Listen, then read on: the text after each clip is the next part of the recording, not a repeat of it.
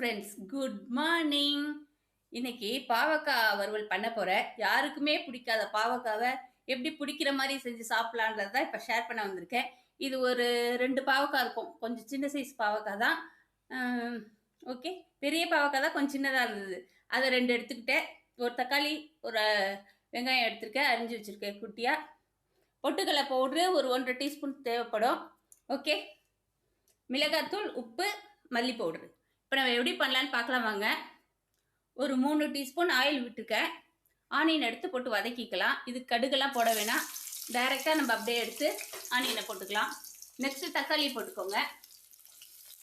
ஆனியனை போட்டு கொஞ்சம் வதக்கி விட்டுட்டு கருவேப்பிலை இருந்தால் போட்டுக்கோங்க. வதக்கிட்டு கொஞ்சமாக தக்காளி போட்டுக்கோங்க.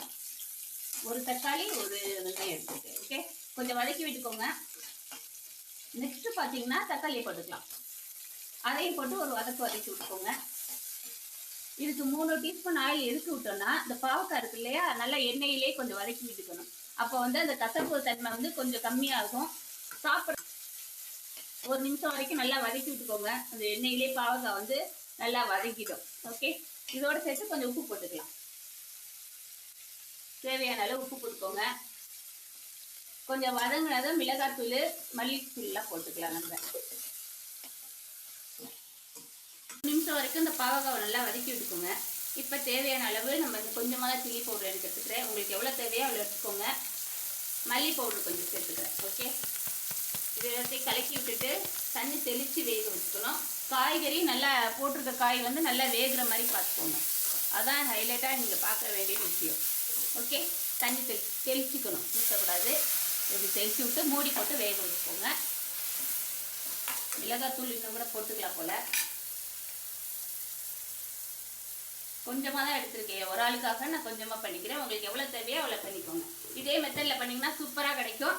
கடைசியாக இது வெந்ததும் என்ன பண்ணணும்னா, இந்த பொட்டுக்கடலை பவுடர் இருக்குல்ல, அது 1 டீஸ்பூன் அல்லது 1.5, உங்களுக்கு எவ்வளோ தேவையோ அவ்வளோ போட்டுக்கலாம். நான் ஒரு 1.5 டீஸ்பூன் போட்டுக்கலான்னு இருக்கேன். ஓகே, இப்போ மூடி போட்டு வேக வச்சுக்கலாம்.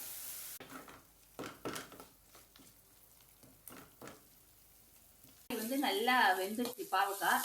இந்த சமயத்தில் நல்லா காயை செக் பண்ணிக்கோங்க. அதான் மெயின். பொட்டுக்கல்லையே அப்படியே மேலே தூவி விட்டுக்கோங்க. கலந்து விட்டுக்கோங்க.